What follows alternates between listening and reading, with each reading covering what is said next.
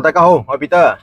剛才 customer call 關於元鎖問題，佢係呢種元鎖夾落去嘅元鎖，而家佢呢粒嘢冇彈出嚟，佢就講 Peter 過嚟幫我換咗，佢 jam 咗，其實唔係 jam 咗，一種方法可以 set 得佢 ，OK， 好容易啊！你撳落去，轉咗唔得，再轉右，佢一個地方俾你轉到啊，轉咗啊，佢彈出嚟咗啦。呢種鎖有兩種功能，一種係 store room 鎖功能，一種係普通鎖功能。你撳咗之後，佢彈出嚟。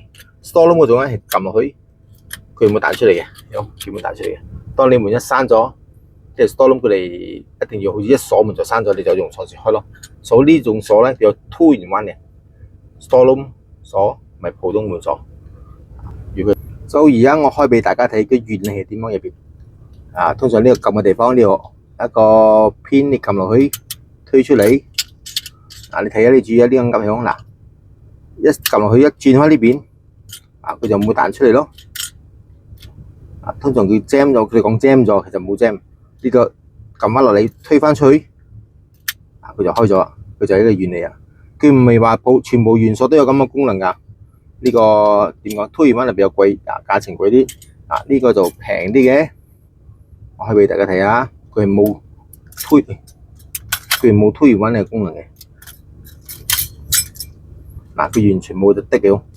冇得轉嘅呢個，呢個冇呢個最攞乜嘅普通元鎖啫。今日嘅信息就分享到呢度，我哋下次再見啦。